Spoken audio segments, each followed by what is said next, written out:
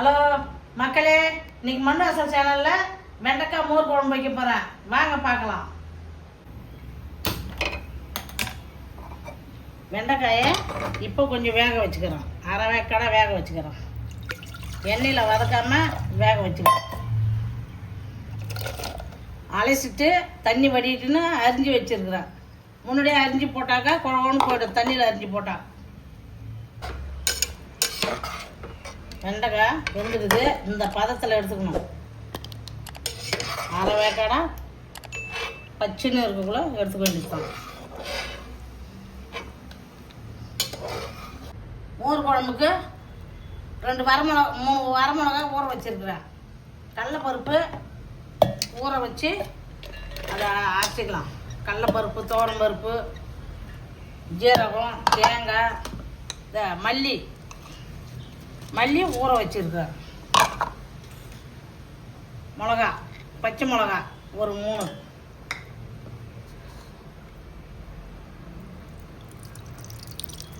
ஜீரகம், சின்ன ஜீரகம்,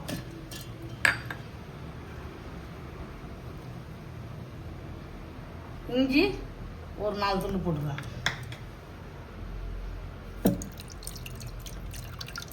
துவரம் பருப்பு ஒரு 50 கிராம். எல்லாம் அரை மணி நேரத்துக்கு முன்னாடியே ஊற வச்சுட்டேன். தேங்காய் பொடி பண்ணி வச்சுருக்கிறேன்.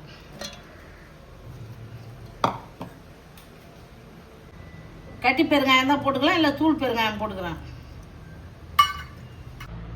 ஊற வச்ச கடலைப்பருப்பு, துவரம் பருப்பு, தேங்காய், ஜீரகம், பெருங்காயத்தூள், பச்சை மிளகா, காஞ்ச மிளகா எல்லாம் போட்டுருக்குறேன். இதை அரைச்சிக்கிறேன்ப்பா.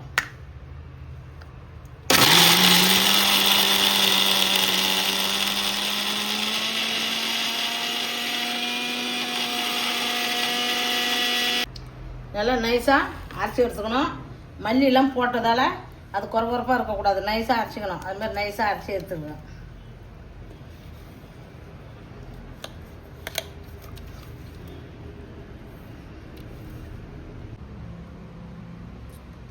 தேங்காய் எண்ணெய் தான் ஊற்றிக்கிறேன். ஒரு 100 எண்ணெய். தேங்காய் எண்ணெய் எவ்வளோ வேணாலும் ஊற்றிக்கலாம். மோர் குழம்புக்கு நல்லாயிருக்கும். எண்ணெய் காஞ்சிட்டு ஒரு ஸ்பூன் கடுகலப்பு போட்டுக்கிறேன். 2 காஞ்ச மிளகா, குண்டு மிளகா போட்டுக்கலாம். கறிவேப்பிலை,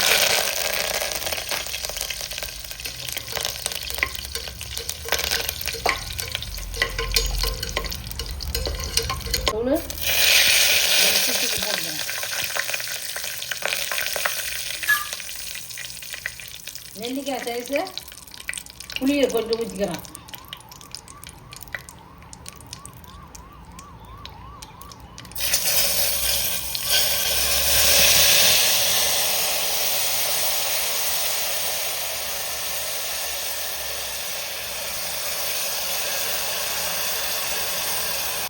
தேவையான அளவு கல் உப்பு போட்டுக்கிறோம்.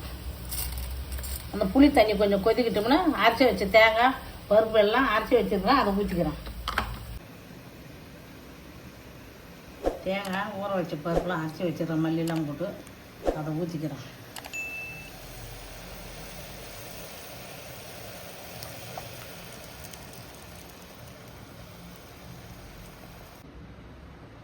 தயிரை மிக்சியில் கொஞ்சம் அடித்து வச்சுக்கிறேன். 200 மில்லி தயிர் மிக்சியில் அடித்து வச்சுருக்கிறேன். கெட்டியான தயிர் தான். தண்ணி விட்டால் நீர்த்து போனாலும் இருக்கும். அதுக்காக அதை அப்படியே அடித்து ஊற்றிக்கிறேன்.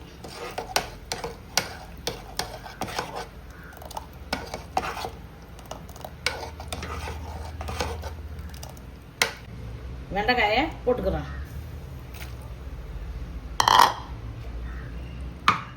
வேக வச்ச வெண்டைக்காயை போட்டுக்கிறேன். மோர் குழம்புல அடுப்பு ஆஃப் பண்ணிட்டு இந்த சூடல்லே இந்த வெண்டைக்காய் எல்லா உப்பு காரமெலாம் ஏறிக்கும். நல்லாயிருக்கும். மல்லித்தழையை போட்டுக்கிறேன்.